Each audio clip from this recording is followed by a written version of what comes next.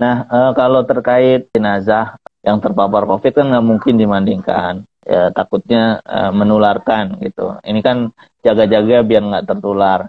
Nah, kalaupun nggak bisa dimandikan kan bisa ditayamumi. Ketika bulan Suro atau bulan Muharram itu kan katanya nggak boleh nikah ya. Nah itu ada nggak sih orang-orang Islam kanan ya itu bilang ada Mm-mm. nggak sih dalilnya itu loh Ustaz? Mungkin bisa dijelaskan ini Ustaz.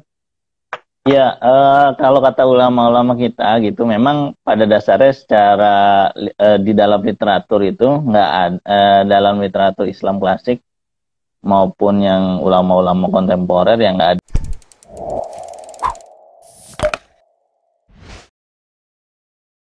Halo kawan-kawan bercerita, selamat malam. Berjumpa lagi dengan kami dalam talk show bercerita, berbagi cerita di balik berita. Perkenalkan saya Muhammad Saifullah yang akrab dipanggil Ipung. Saya akan menemani kawan-kawan bercerita semua dalam 1 jam ke depan untuk diskusi tentang narasi agama, entah itu Quran, hadis yang disalahpahami di masa pandemi COVID-19. Kita tahu bahwa pandemi itu belum berakhir. Kasus COVID pun belakangan ini itu mengalami peningkatan yang cukup signifikan. Bahkan tidak ada tanda-tanda akan membaik. Pemerintah sudah melakukan berbagai cara untuk menangani hal tersebut. Mulai dari 3M, vaksinasi, bahkan ini ada vaksinasi inklusif, kemudian 3T, tes, telusur, tindak lanjut, dan sebagainya. Namun, penerimaan dari masyarakat hingga hari ini itu boleh dibilang masih sangat rendah. Lah ini kenapa? Lah, salah satu alasan kenapa penerimaan masyarakat rendah itu adalah masih banyaknya kabar bohong atau hoax yang beredar di level masyarakat. Kabar bohong entah itu tentang vaksin, bahwa vaksin itu dari babi dan sebagainya. Kemudian kabar bohong tentang 3M bahwa larangan sholat di masjid itu sama dengan menghancurkan Islam. Kemudian kabar bohong tentang 3T dan sebagainya. Lah, gemesinya lagi tidak sedikit dari konten berita bohong itu dibalut dan dibumbui dengan narasi-narasi agama yang sudah dipelintir sedemikian rupa untuk merekayasa masyarakat awam agar mereka tidak percaya pada program pemerintah. Bahkan tidak percaya bahwa COVID-19 itu ada. Lah, lantas bagaimana kita menyikapi ini? Khususnya tentang narasi agama, teks-teks Islam yang dipelintir ini.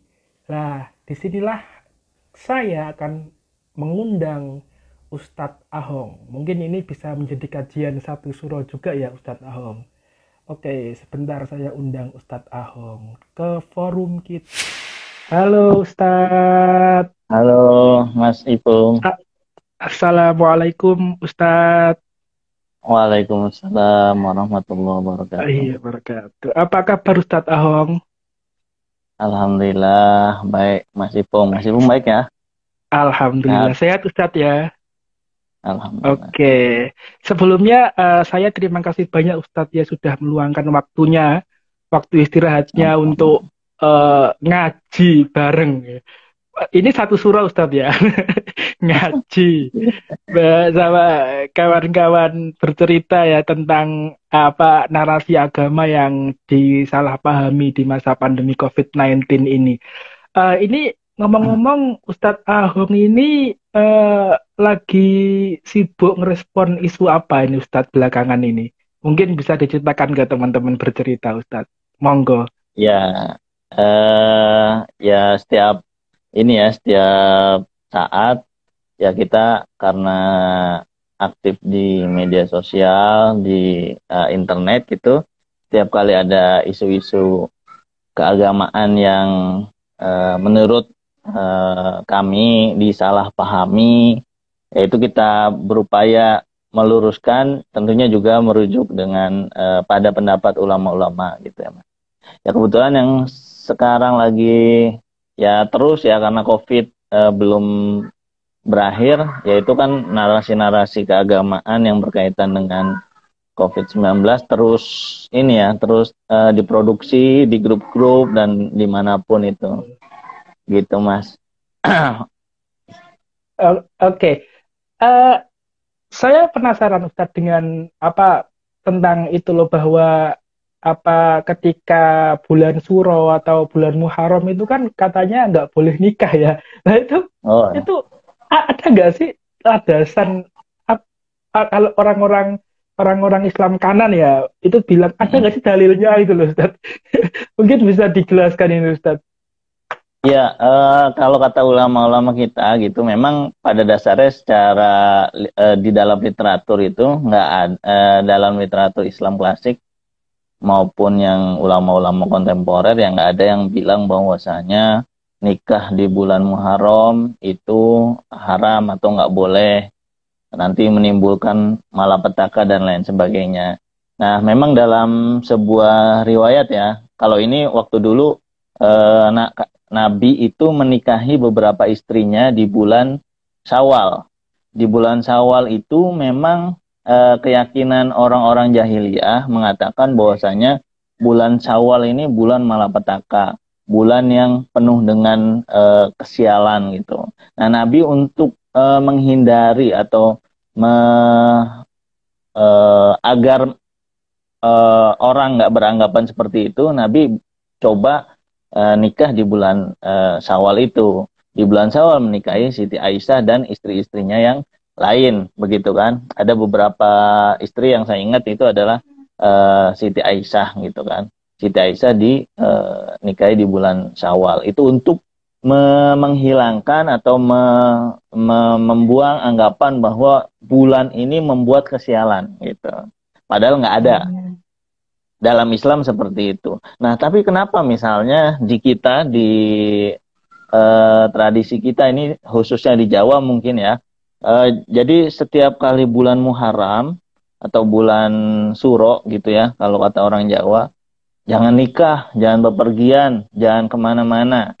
Nah, sebenarnya sih ada kaitannya dengan sejarah di mana dulu Sayyidina Husain gitu ya, cucu Nabi itu kan meninggal atau wafat pada tanggal 10 Muharram atau Asyura.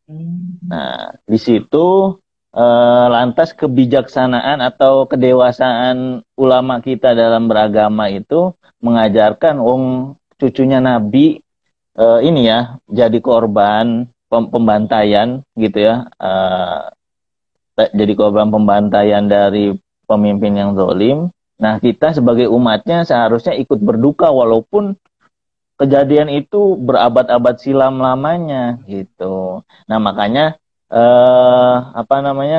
ulama kita itu menganjurkan untuk ya berbela-sungkawa gitu ya, tidak merayakan atau tidak bersenang-senang di atas kesedihan cucu Nabi begitu. Itu yang pernah saya dengar dari ulama-ulama kita. Jadi bukan kaitannya katanya ada Nyi Roro Kidul atau dan lain sebagainya gitu.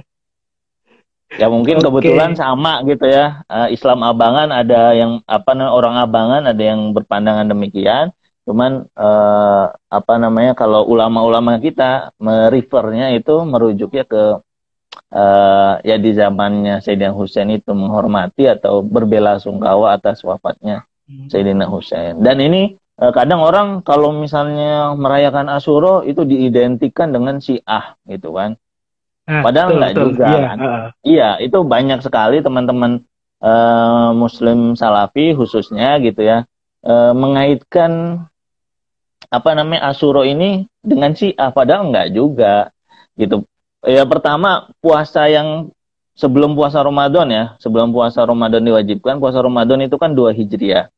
Nah, puasa yang pertama kali diwajibkan oleh Nabi untuk umat Islam yaitu puasa Asyura itu sendiri gitu. Jadi tahun pas Nabi baru datang dari Madinah, dari Mekah ke Madinah, puasa yang pertama kali diwajibkan adalah puasa Muharram, tanggal 10 itu. Dan itu sudah biasa dilakukan oleh umat Yahudi, karena pada waktu itu Nabi Musa terselamatkan dari kejaran Firaun itu 10 Muharram atau Asyura. Itu yang saya tahu, Mas Ipung. Oke. Berarti di situ pertimbangannya soal lebih ke etika ya Ustadz ya dibanding Betul, ke hukum. Oh iya, iya ini iya. bukan soal hal Betul betul. haram gitu kan. Ya kalau Betul boleh betul. mah boleh, tapi etikanya gitu. Tapi wah Ustadz, Betul. saya baru tahu nih, kadang teman-teman di medsos kan, wah Ustadz, saya baru tahu nih alasannya kayak gini gitu. Padahal saya udah buat perjanjian pernikahan atau udah mau nikah nih tanggal sekian gitu. Ya udah, kalau udah terlanjur ya mau gimana gitu kan. Nah, kalau yang belum ya sebaiknya memilih bulan lain gitu untuk apa namanya, ya tadi etika tadi itu. Biar aman juga Ustadz ya, biar ayem, nggak kepikiran banyak hal itu loh. Iya, biasanya kan kayak gitu-gitu ini ya, sugesti gitu ya, sugestinya kuat ya. Sugesti. Kalau kata orang Jawanya dilalah gitu kejadian. Betul. Dari sugesti Nah, akhirnya kejadian beneran gitu kan. iya. Oke, menarik ya. Jadi dilarangnya nikah di bulan Suro itu pertimbangannya etis sebenarnya, bukan murni hukum gitu ya Ustadz ya. Oke, selanjutnya ya, Ustadz Ahong ini kan banyak mengamati ya peredaran hadis di medsos, kemudian Quran di medsos yang banyak disalahpahami ya. Nah, kira-kira bisa nggak ngasih contoh hadis atau apa yang disalahpahami di medsos terkait pandemi, Ustadz? Banyak banget ya. Di antaranya waktu itu Oh juga iya. ada teman meneliti hadis tentang ada seorang tokoh agama gitu ya. Ya mungkin nggak saya sebutin. Seorang tokoh agama itu gini, mengaitkan hadis harus rapat awal-awal pandemi dulu kan ya. Mungkin sekarang juga masih di beberapa masjid itu, kalaupun mau mengadakan jamaah itu safnya direnggangkan gitu kan, merenggangkan saf sholat sekitar 1 sampai 1,5 meter tergantung kapasitas masjid itu sendiri ya, memuat berapa jamaah gitu kan. Nah ini ada seorang ustadz mengatakan bahwasanya ya nggak usah kayak gitu, kita malah melanggar sunnah Rasulullah. Hmm. Kita kalau kayak gitu berarti kita itu pengikutnya Dajjal gitu Oh, katanya, bukan langsung pengikut Rasulullah gitu. langsung Jadi jajal ya. karena hadis sahihnya kan bilang sawu sufufakum fa inna taswiyatas sufuf min tamamis shalah. Rapatkan barisan, karena merapatkan barisan saat sholat itu adalah bagian dari kesempurnaan sholat. Nah iya, memang bunyi hadisnya seperti itu, tapi mungkin tokoh agama tersebut nggak melihat bagaimana komentar eh, ulama-ulama fikih gitu ya, atau ulama-ulama hadis dalam mengomentari hadis tersebut begitu. Jadi kan kadang orang ngaji secara tekstual tapi nggak melihat kondisi gitu. Padahal kan kalau kita baca sarah-sarah hadis atau kita fikih, yang namanya merapatkan barisan itu adalah bagian dari sunnah sholat jamaah ya, sunnah sholat jamaah. Sementara menjaga jiwa agar tidak terpapar dari virus itu kan bagian dari hal yang wajib. Tentunya kita dahulukan yang wajib daripada yang sunnah. Itu diantaranya ya Mas ya. Masih banyak lagi Oh, hadis-hadis apa namanya, hadis-hadis yang disalahpahami itu ya. oke. Berarti dalam memahami hadis pun itu harus ada pertimbangan apa semacam makosid syariah gitu Ustadz ya. Mana yang lebih diutamakan gitu ya. Iya. Atau Ya gimana, jadi kan, Ustaz? iya apa namanya?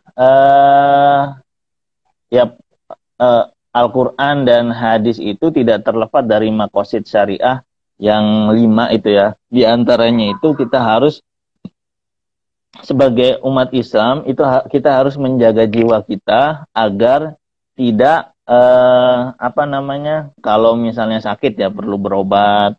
Kalau sekarang ada sedang ada virus COVID-19 ya kita harus mematuhi prokes gitu kan.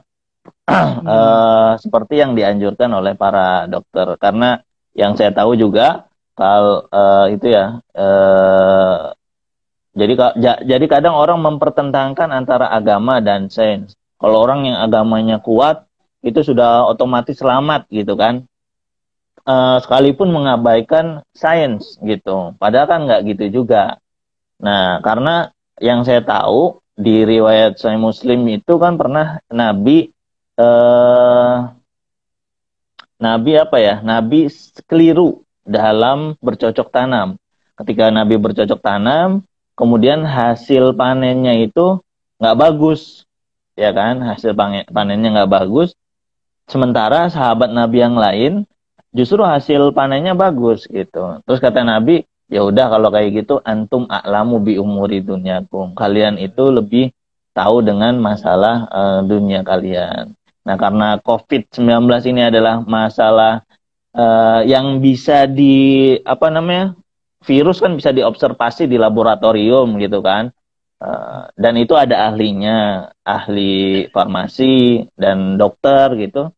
Ya kita serahkan pada mereka, kecuali ulama yang juga dokter gitu. Nah Betul. ini ada ulama yang nggak punya background kedokteran, terus dia ngomong-ngomong terkait hal kesehatan yang bertentangan dengan dokter atau ahli farmasi itu sendiri gitu ya Mas Ipung ya. Oke. Gini, apa mau memperjelas Ustadz. Jadi semisal soal penanganan COVID misalnya, kita lebih prefer untuk percaya ke dokter ya dibanding ulama ya misalnya. Ulama yang nggak Hmm. paham, yang bukan dokter gitu Ustadz ya. Iya, ya karena kalau dikaitkan ya biasanya kalau Muslim kota kan mau harus ada dalilnya, mana dalilnya, banyak Iya. dalilnya. Ya, It- ya itu yang rumit. saya udah Udah jadi ibarat biasa pabrik Ustadz ya. gitu saya udah. Ya, jadi tadi di Sahih Muslim juga ada juga di Sahih Bukhari itu katanya idza wusidal amru ila ghairi ahlihi fantaziri sa'ah. Jadi kalau misalnya segala permasalahan itu diserahkan bukan pada ahlinya, maka tunggulah kiamat datang gitu. Nah, Oke. itu juga saya baca di kitab atau di penjelasan ulama mazhab Maliki namanya Imam Al-Qarafi di kitabnya Al-Furuq gitu ya. Jadi banyak ahli agama atau bahkan hakim yang keliru dalam menetapkan fatwanya karena nggak mau berkolaborasi atau nggak mau melibatkan sains dalam fatwanya gitu. Nah, makanya sekarang kan nggak seperti zaman abad-abad 19 akhir atau 20. Dulu ulama berfatwa pribadi-pribadi masing-masing. Kalau sekarang kan fatwa itu fatwa kolektif, apalagi ada berkaitan dengan obat dan lain sebagainya. MUI ya bekerja sama dengan dokter gitu kan. Ya begitupun di Muhammadiyah, di Majelis Tarjih ataupun di Bahsul Masailnya Nahdlatul Ulama yang melibatkan ahli-ahli di bidang yang memang dibutuhkan. Kalau butuh bicara masalah obat ya panggil dokter, butuh masalah ekonomi ya panggil ahli ekonomi. Gitu Mas. Oke, ini menarik ya. Berarti apa kolaborasi antara ulama dan pakar itu sudah ada sejak dulu ya Ustadz ya? Sejak masa Qarafi itu ya Ustadz ya? Ya kalau kolaborasi secara kolektif gitu mungkin belum ya. Tapi Hmm. kalau keterangannya sih ada keterangannya. Jadi Oh, banyak ahli agama yang terpleset dalam fatwanya karena nggak mempelajari ilmu-ilmu oh, praktis seperti matematika dan lain sebagainya. Itu keterangan Al-Qarafi seperti itu. Jadi kalau kita kaitkan sama sekarang, era sekarang ini, ya orang kan atau ulama kan berfatwa itu juga mengundang ahli-ahli terkait gitu. Oke. Kemudian itu Ustadz, kan apa dulu katanya itu kan di masa Rasul pernah ada wabah ya. Terus ada yang bilang benar nggak sih solusinya itu adalah masuk masjid agar terhindar dari wabah. Itu Hmm. gimana Ustadz pendapat Ustadz Ahong? Ya, pertama begini. Pertama kan kita lihat di berita eh, orang yang terpapar virus COVID di masjid itu kan ada, bahkan juga ada yang terkonfirmasi sampai meninggal. Artinya Betul. apa? Artinya masjid ya nggak jaminan orang selamat dari virus COVID ini gitu. Terus kemudian yang kedua ya memang kita nggak tahu di mana kita akan meninggal gitu, mau di masjid, mau di rumah sakit dan lain sebagainya. Terus juga ini kadang orang ada narasi yang menyebutkan wah jangan mau dibawa ke rumah sakit, nanti pasti di COVID-kan atau pasti mati. Apalagi tokoh agama gitu. Nah itu ada narasi seperti itu. Ya gimana? Orang udah parah, terus masa di rumah aja? Ya yang bisa menangani hal ini kan dokter ya dibawa ke rumah sakit. Nah kebetulan meninggal di rumah sakit ya karena memang penanganannya sudah barangkali sudah maksimal, tapi memang sudah tidak mampu lagi dokternya. Nah itu kedua. Kemudian yang ketiga, eh kalau wabah di masa Rasulullah, saya memang secara persis belum pernah baca. Yang tahu, yang saya tahu, wabah di masa sahabat Umar, itu wabah Amwas namanya. Itu ada di Syam ya. Di Syam tuh, kalau Syam tuh sekarang berarti di Suriah, Palestina, Lebanon itu wilayah yang sekarang masuk wilayah, yang dulunya itu adalah wilayah Syam. Nah,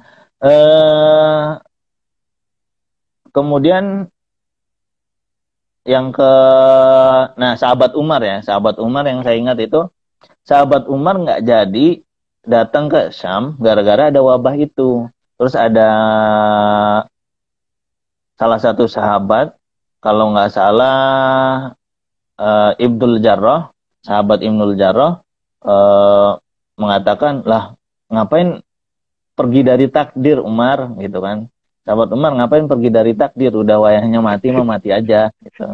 Tapi kan kata sahabat Umar, ya kita beralih dari satu takdir ke takdir yang lain begitu. Asik. Ya, berarti kan itu ikhtiar. Nah, yang keempat nih ya, yang keempat ada juga di riwayat Sahih Muslim. Riwayatnya Sahih. Jadi ada sekelompok Bani Sakif yang datang, yang ingin datang ke Nabi, itu ingin bersumpah setia gitu, atau baiat. Baiat kan biasanya salaman gitu. Nah, Nabi tahu di antara orang itu, di antara Bani Sakif itu ada orang yang punya penyakit kusta atau lepra, penyakit yang menular gitu. Nah, belum sampai ke Nabi, tapi Nabi sudah mengutus utusannya untuk membatalkan baiat itu. Jadi nggak usah salaman dulu lah, udah baiatnya secara simbolik aja gitu.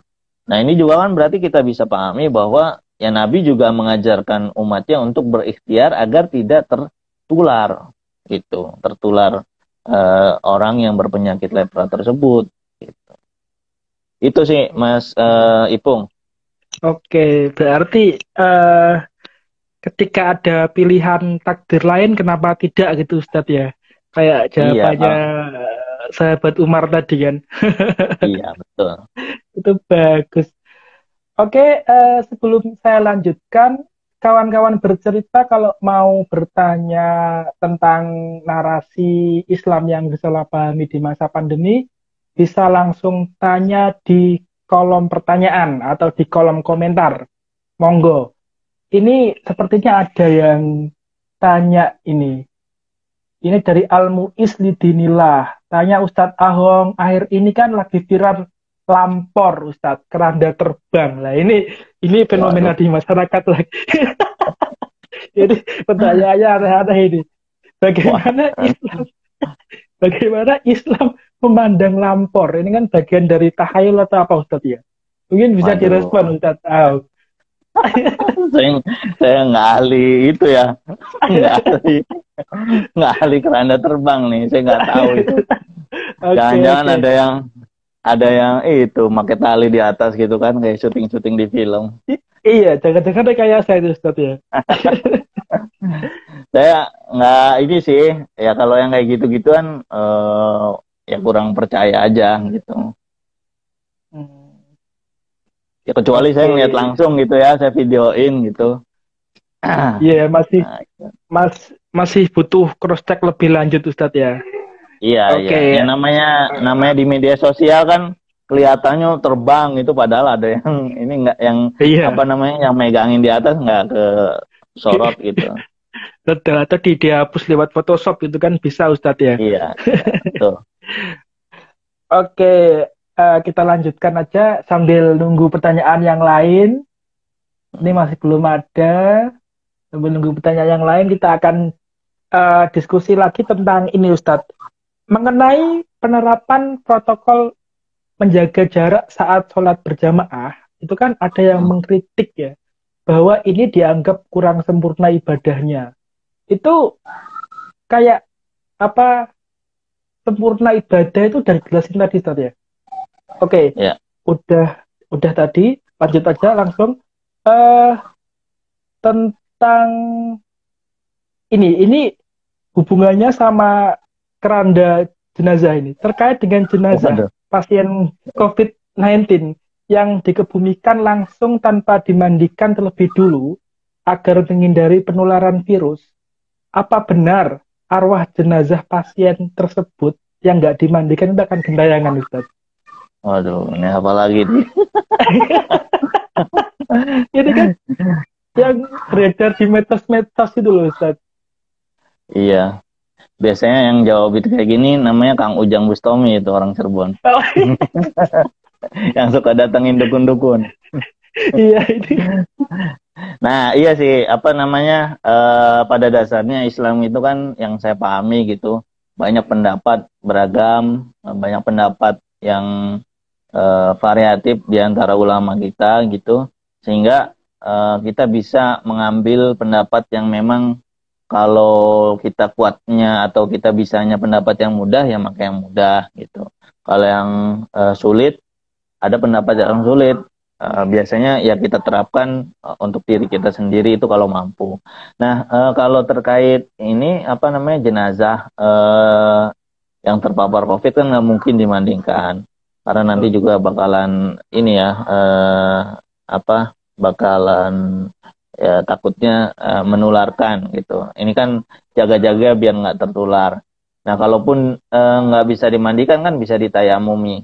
Nah, ditayamumi itu ya biasanya nakesnya itu make ini ya sarung tangan gitu, tetap diiniin ke apa namanya ke anggota yang wajib ditayamumi gitu. Nah, kalaupun misalnya ada jenazah yang katanya nggak tenang gitu, ya mungkin ini bukan berkaitan dengan dia, kan udah sesuai syariat Islam juga kalau misalnya kita atau tidak memandikan jenazah menggantinya dengan tayamum, itu sudah sesuai syariat. Nah, mungkin terkait tidak ketenangan seseorang di alam kubur itu kan kita meninggalkan dunia tapi hidup lagi di alam sana gitu. Nah, biasanya kalau apa namanya kita hidup di dunia resah, gelisah, itu kan nggak tenang hidupnya. Mau curhat sana, mau curhat sini.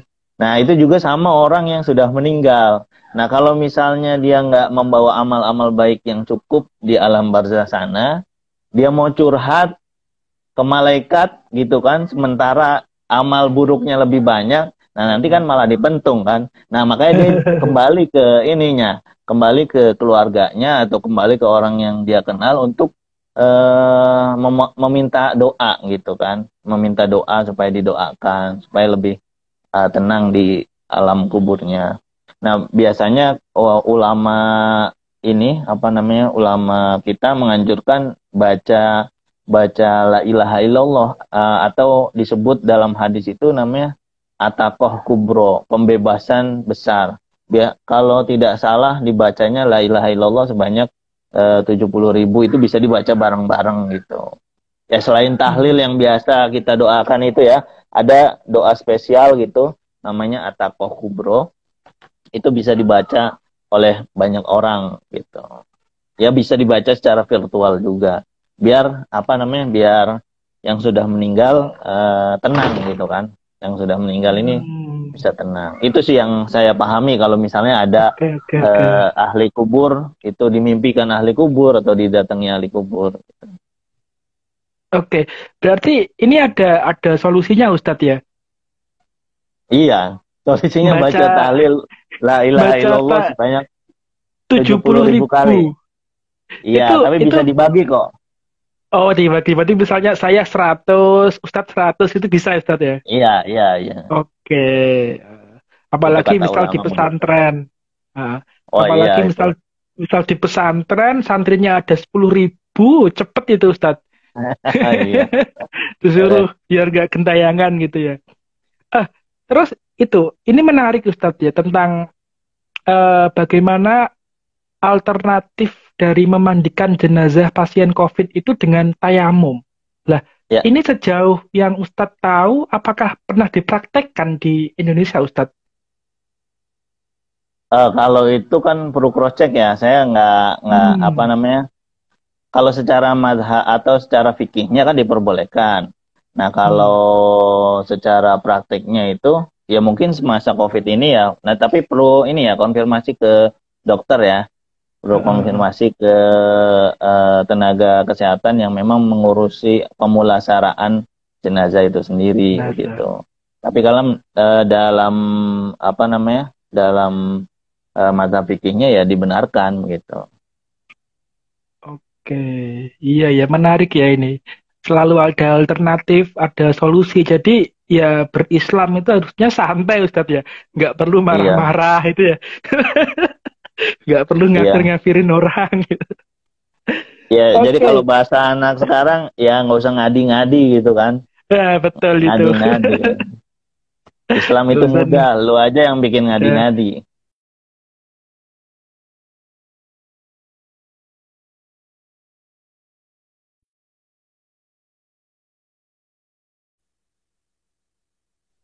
Halo Ustadz? Halo? Halo? Ya, Oke, udah kembali. Oke, eh dari jenazah kita beralih ke sholat Jumat, Ustadz. Ini juga ada yang bilang ya, netizen-netizen itu bahwa kalau tidak sholat Jumat 3 kali berturut-turut, maka itu kafir. Lah, ini bagaimana? Kalau kita menuruti aturan pemerintah, berarti kan kita kafir semua, Ustadz. Lah itu, itu hadisnya itu gimana, Ustadz? Monggo, Ustadz. iya ini problemnya teman-teman yang ngaji di medsos tapi cuma baca satu meme aja, cuma baca satu infografis, nggak cross check lagi ke eh, website lain gitu atau tulisan-tulisan lain atau konten lain yang membahasnya secara utuh. Orang lihat meme langsung ngecap orang kafir. Nah, padahal kalau yang saya pelajari gitu ya, eh, memang yang riwayatnya rada lengkap. Kenapa dikatakan orang itu bisa dicap apa munafik atau kafir? Itu alasannya karena tahawunan. Tahawunan itu orang yang meninggalkan Jumat 3 kali berturut-turut, tahawunan itu menyepelekan. Menyepelekan di sini artinya nggak menganggapnya sebagai sebuah kewajiban. Nah, itu yang masuk dalam kategori hadis itu. Jangankan kita yang sholat Jumatnya diganti dengan sholat duhur. Orang Muslim yang nggak sholat duhur atau sholat Jumat gitu, sholat Jumat ataupun menggantikannya dengan sholat duhur, dia nggak boleh dicap sebagai kafir, nggak boleh dicap sebagai munafik. Kalau memang dia masih meyakini sholat Jumat itu wajib. Tapi karena dia males gitu misalnya, ini mah karena males, nggak ngelakuin sholat Jumat tuh karena males, bukan karena nggak meyakini kewajibannya, bukan. Itu nggak boleh dibilang sebagai orang kafir atau orang munafik gitu. Jadi yang perlu digarisbawahi itu tadi ya, tahawunan menganggapnya tidak wajib. Nah, sementara kalau kita sholat Jumat ketika ada uzur, termasuk itu kalau tidak salah, saya tidak salah itu di madhab Hambali juga ada keterangannya bahwa salah satu uzur untuk meninggalkan sholat jamaah ataupun sholat Jumat, yaitu ketika ada musibah seperti musibah pandemi ini, begitu. Jadi ada juga mazhab lain yang membolehkan sholat Jumat itu, biasanya kalau di umumnya masyarakat, sholat Jumat itu kan jumlah orangnya harus banyak gitu ya. Kalau dalam mazhab Syafi'i itu ada 40, ada mazhab Maliki itu ada 12. Nah, tapi ada mazhab Imam Abu Hanifah cuma tiga orang doang. Jadi ada yang milih sholat Jumat bareng ayahnya, terus dua anaknya gitu yang laki-laki gitu, ayahnya khutbah. Nah, itu juga bisa juga dipraktikkan. Tapi kalau misalnya wah kayaknya ribet banget deh gitu, ya udah milih sholat zuhur aja, itu nggak masalah juga. Gitu. Oke. Ini aku kok jadi tertarik pengen mempraktekkan Ustadz ya, yang sholat Jumat dengan 3 orang itu ya. Oh iya boleh Mas. Yang sholat Jumat virtual juga ada. Kalau di Jakarta itu sholat Jumat virtual juga ada. Jadi bukan hanya sekedar sholat Jumat 3 orang doang, tapi sholat Jumat di rumah masing-masing, tapi makanya ini Zoom. Itu gimana Ustadz itu Ustadz?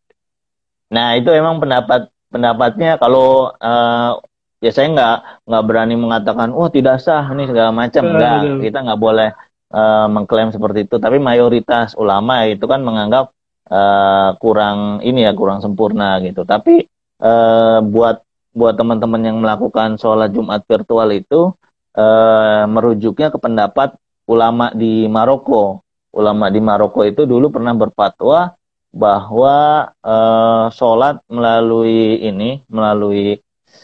radio ya, berjamaah sholat Jumat melalui radio itu sah sholatnya. Jadi menurut beliau dulu pertama kali sholat Jumat diwajibkan itu juga sholatnya di rumah bukan di masjid begitu. Jadi syarat utama, jadi sholat di masjid itu bukan syarat utama sholat Jumat itu sah gitu. Di rumah juga boleh begitu kata beliau. Nah, cuma konteks di Maroko itu pada abad 19-an kalau nggak salah ya, itu dulu di bawah ini penjajahan Perancis gitu. Jadi kan kalau misalnya ketahuan orang sholat di masjid nanti disakiti gitu. Jadi orang sholat jamaahnya di rumah melalui radio. Yaitu kalau saya ya saya pelajari juga, saya baca juga gitu. Tapi kalau saya sendiri belum praktek gitu. Oh gitu. Jadi kalau saya diganti sholat zuhur aja, milihnya sholat zuhur. Lebih aman ya Ustadz ya. Iya. Tapi ya nggak nyalahin juga buat teman-teman yang yakin seperti itu. Walaupun pendapat sedikit ulama gitu. Oke, ini menarik kawan-kawan bercerita. Kalau nggak ikut ngaji ini nggak akan tahu ya, kalau misalnya dalam kondisi tertentu kita itu bisa sholat Jumat hanya dengan 3 orang. Satu khutbah, satunya azan gitu. Itu kan seru sekali dia. Membayangkan ini sangat seru. Oke, terima kasih Ustadz Ahong. Kemudian kita menuju ke isu tentang pernikahan Ustadz. Ini kan ada fenomena di masyarakat bahwa mumpung pandemi, orang bisa menikah dengan biaya yang jauh lebih murah. Tetapi di masa COVID seperti ini, menurut Ustadz itu baiknya menunda nikah atau tetap memaksakan diri menikah Ustadz? Menurut Ustadz Ahong? Ya, kalau menurut saya nggak bisa dipukul rata. Ya, nggak bisa dipukul rata. Ada kalanya misalnya orang sebaiknya ya ditunda dulu itu karena misalnya keluarga kita nih keluarga besar gitu. Kalau misalnya apalagi ini pernikahan yang mungkin seumur hidup gitu ya, mudah-mudahan itu kan cuman sekali. Kalau misalnya kita nggak dirame-ramein ya apa namanya kesan pernikahannya nggak ada gitu, memorinya nggak ada. Nah, untuk yang seperti ini yang punya keluarga besar banyak dan lain sebagainya, yang nggak bisa menghindari dari kerumunan yang sangat banyak orang gitu, ya sebaiknya ditunda dulu sampai benar-benar kita dalam keadaan yang aman. Atau misalnya kita mah mau nikahan tapi ya cukup keluarga kecil kita aja yang diundang, tapi misalnya karena simbol doa gitu berkatnya kita bagi-bagiin ke tetangga-tetangga. Nikahnya mah sekarang, tapi barangkali nanti resepsinya ditunda di waktu yang sudah lebih aman gitu. Ya itu pilihan masing-masing ya. Memang nggak ada apa namanya, nggak ada sesuatu hal yang paten dalam agama terkait hal ini gitu. Tapi ya sebaiknya kalau misalnya masih bisa ditunda, ya ditunda gitu. Oke. Ditunda demi keselamatan bersama dan keamanan bersama, Ustadz ya. Ya betul, Mas. Dari pernikahan kemudian kita akan diskusi, Ustadz, tentang perempuan yang bercadar. Sempat ramai di media sosial itu, Ustadz, bahwa semenjak ada pandemi dan pemerintah mewajibkan bercadar, pemerintah mewajibkan pakai masker, para perempuan yang bercadar itu, teman-teman perempuan yang bercadar itu merasa mendapatkan justifikasi bahwa bercadar itu wajib. Nah, itu gimana menurut Ustadz? Kalau bercadar wajib, nanti kita bercadar juga nih, gimana yang cewek-cewek bercadar? Ya itu. Iya, sebenarnya kalau ini kan kalau bercadar itu ya himbauannya identik dengan agama dan nggak berkaitan dengan hal lain gitu ya. Nah kalau misalnya pakai masker ini kan himbauan agamanya apa ya, kita harus apa namanya, kita harus menjaga diri agar tidak terpapar COVID-19 itu. Kalau dalam istilah Islamnya itu kita menerapkan maqasid syariah, tujuan dasar syariat itu diberlakukan, salah satunya ya kita harus menjaga jiwa kita agar selamat dari paparan virus COVID-19. Nah, sementara menutupi mulut itu kan ya nggak pakai cadar aja.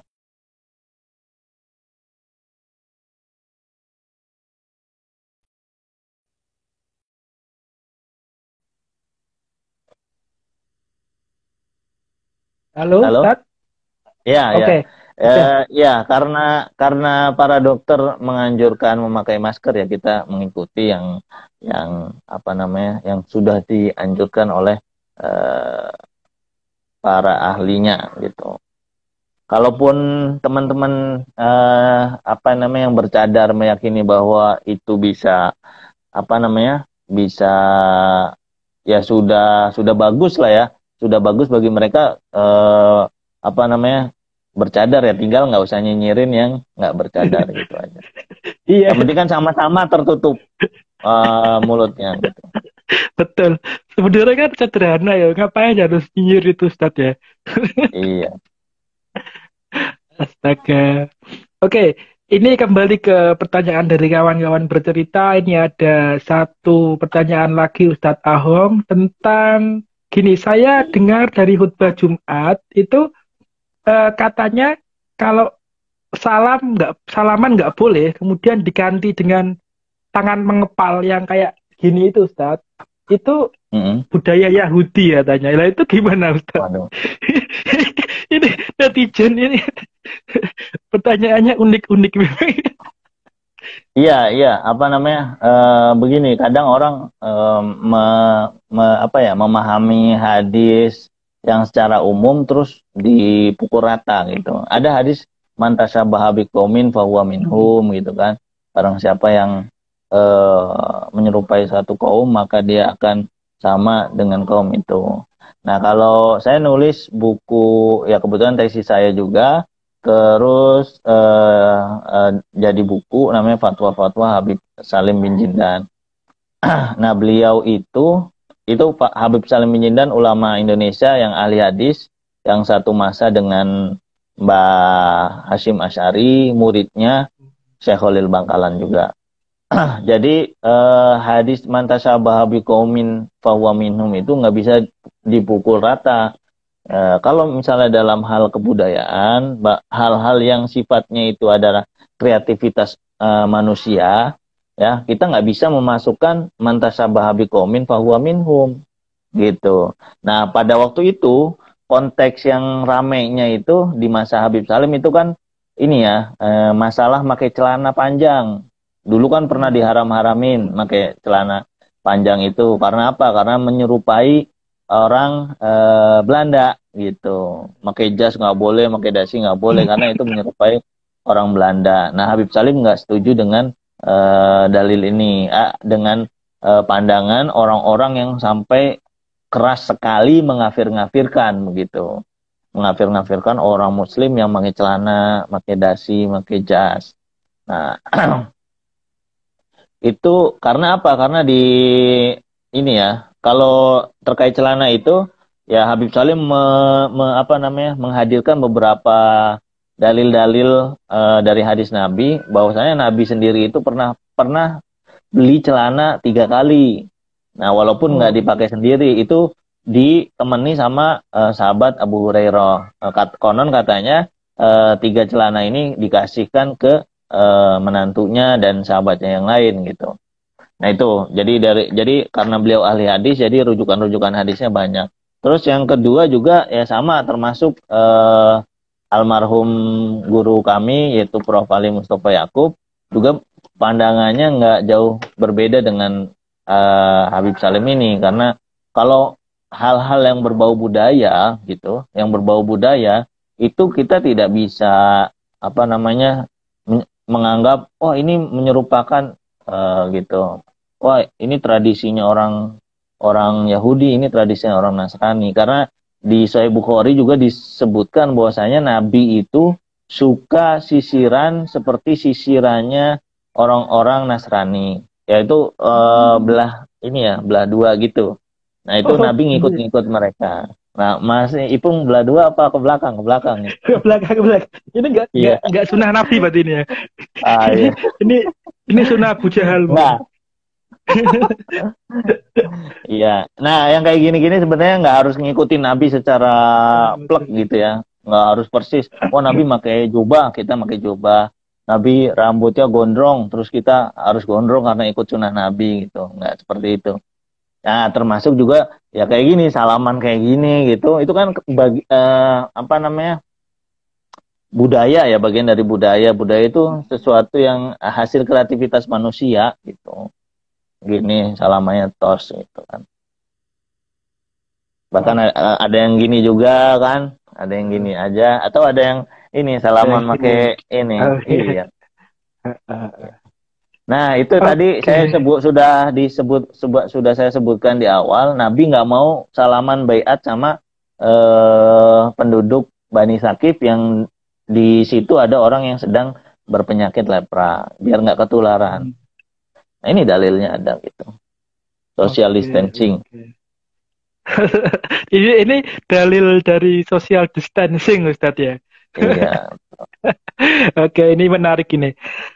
Jadi kita ngomongin hadis itu sebenarnya ngomongin banyak konten ya. Ada yang kontennya itu budaya, ada yang kontennya itu sosial dan sebagainya, Ustadz ya. Jadi ini penting untuk dilihat sebelum kita memahami dan mencaplok begitu saja hadis. Oke. Iya, betul. Oke, Ustadz. Oh iya, Ustadz Ahong ini terakhir itu nulis buku ya. Ini sekalian promosi ya, Ustadz ya. Wah, makasih. Oh iya. Ini judul bukunya. Jadi hadis akhir zaman yang disalahpahami. Ini terbitan Al-Bukhari Institute. Bisa langsung mesen ke Al-Bukhari Institute ya. Atau nanti bisa langsung ke Ustadz Ahong juga bisa kayaknya. Atau mungkin nanti lewat beritabaru.co juga bisa untuk memesan buku Ustadz Ahong ini.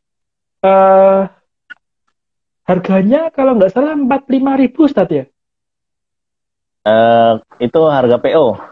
Oh, harga PO. Harga asli berapa Ustadz? 55. Oke, harganya 55. Untuk buku yang keren ini,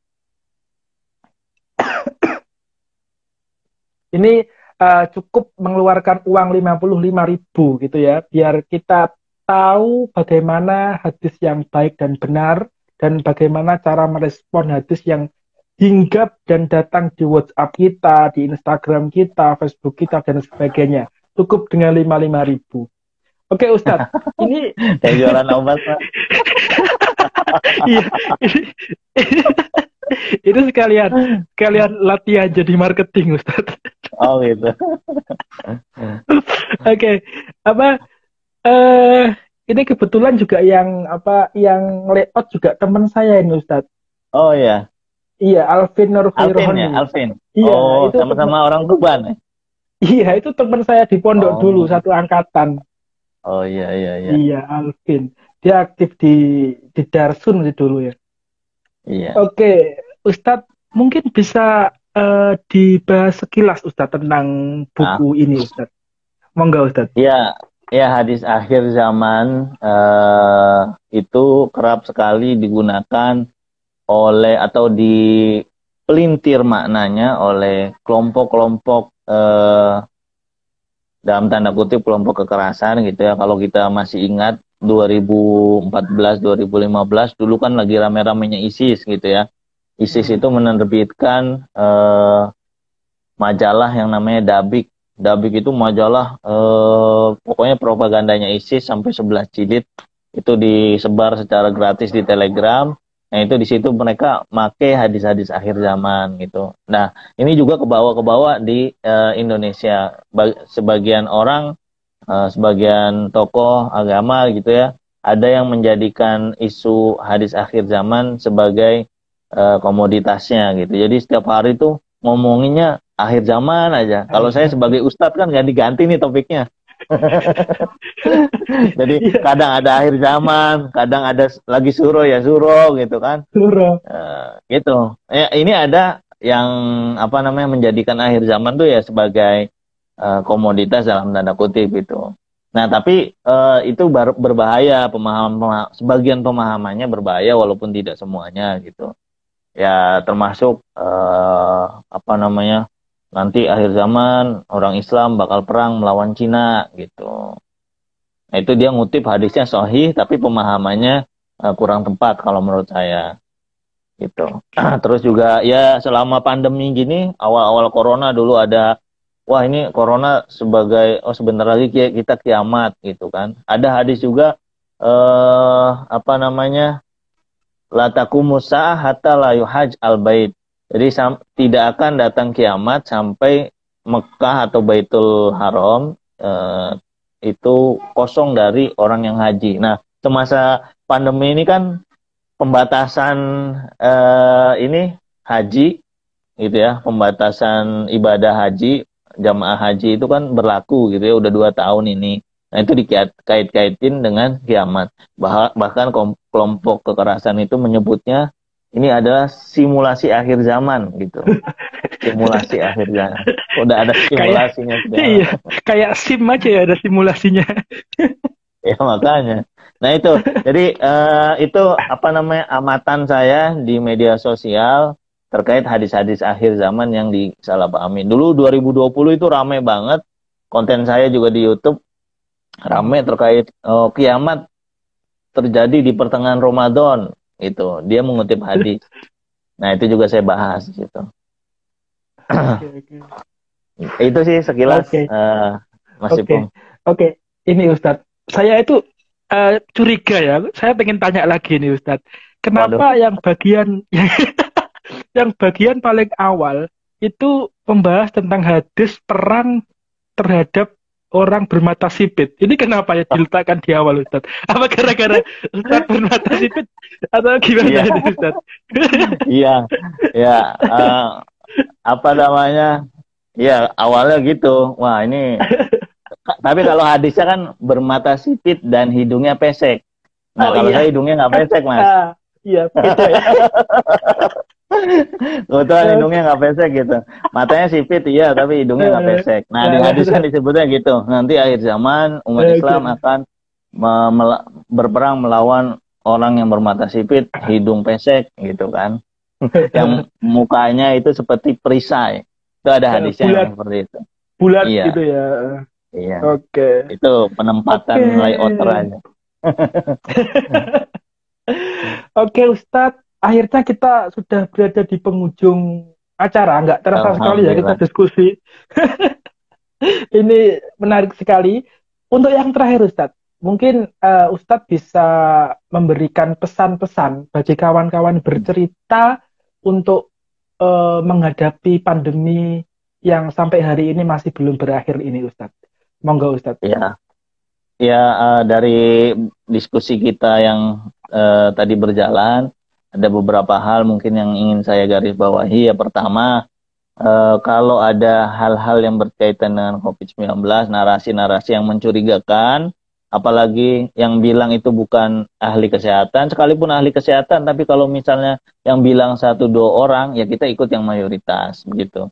Ikut yang mayoritas. Kemarin kan ada dokter Louis atau siapa itu ya, Iya, yang betul. menarasikan tentang, wah COVID ini nggak ada, terusnya itu mah orang pada meninggal itu hanya interaksi obat. Itu kan hanya dia seorang, mungkin ada beberapa orang yang ini, tapi kan saya kira itu minoritas gitu. Lebih banyak yang mengatakan COVID ini ya penyakit yang virus yang serius, bisa membuat orang terpapar gitu, gampang terpapar. Nah, kemudian yang kedua yang saya ingin sampaikan juga bahwa saya pernah dengar keterangan bahwasanya dulu di Syam ya, tapi ini saya belum merujuk secara langsung karena belum dapat kutipannya. Jadi dulu ada ini ya, ada wabah di Syam, kemudian yang ini, yang apa namanya, ada seorang kekasih Tuhan, kekasih Allah, waliullah, yang bisa berdialog dengan virus gitu. Kata Hmm. virus ini, kata si wali ini datang ke virus, kamu ngapain datang ke sini gitu? Ya saya diutus sama Tuhan buat mengambil nyawa 1.000 orang gitu kan. Mengambil nyawa 1.000 orang. Udah terpisah 2 tahun kemudian ketemu lagi tuh virus itu sama kekasih Tuhan ini, kekasih Allah. Loh kok katanya kamu ngambil cuma 1.000 doang, Hmm. tapi ini yang meninggal sampai 50.000. Oh, kamu Oh. bohong dong gitu, katanya gitu. Iya, yang aku ambil 1.000 yang aku ambil atau yang terpapar virus itu cuma 1.000, tapi sisanya karena panik gitu, Oh. wafat karena panik gitu kan. Nah, ini juga relevan dengan ini entah benar atau tidak gitu, tapi kita bisa ambil apa namanya, kita bisa ambil pelajarannya bahwa ya kepanikan itu bisa membuat imun kita turun gitu kan, bisa membuat apa namanya, kecemasan yang berlebihan itu ya bisa membuat kita sakit juga, apalagi di masa COVID seperti ini ya. Kita harus tetap senang gitu walaupun terpapar gitu, ya mudah-mudahan jangan sampai gitu ya. Mas Ipung Amin. udah vaksin? Alhamdulillah udah 2 kali, Ustadz. Alhamdulillah. Oh, udah ya, sama berarti. Kita udah Oke, vaksin. Nah, itu juga alhamdulillah. terkait vaksin ini ya, kita ini jangan percaya katanya kalau vaksin itu ditanemin chip gitu kan. Ya kan, ada yang bilang gitu kan. Wah, Iya, ini ada. konspirasi. Ada yang merujuk perkataan Bill Gates bahwa vaksin ini adalah virus yang membuat orang mati dalam jangka waktu setahun 2 tahun gitu kan, setahun 2 tahun. Nah, padahal Bill Gates-nya sendiri udah divaksin sejak awal gitu. Nah, parahnya ini ya, orang ini mengaitkan itu dengan hadis-hadis gitu, padahal hadisnya itu bermasalah. Nah, itu yang keempat ya, kita jangan lupa tetap selalu mematuhi prokes kemanapun, sekalipun keluar apa namanya dari komplek perumahan kita atau keluar dari kos-kosan kita, pokoknya keluar dari ya lingkungan di luar keluarga gitu ya, kita pakai masker. Ya itu ikhtiar yang ini ya, ikhtiar yang minimal gitu. Itu Mas Ipung, apa namanya, kesimpulan dari saya, semoga bermanfaat.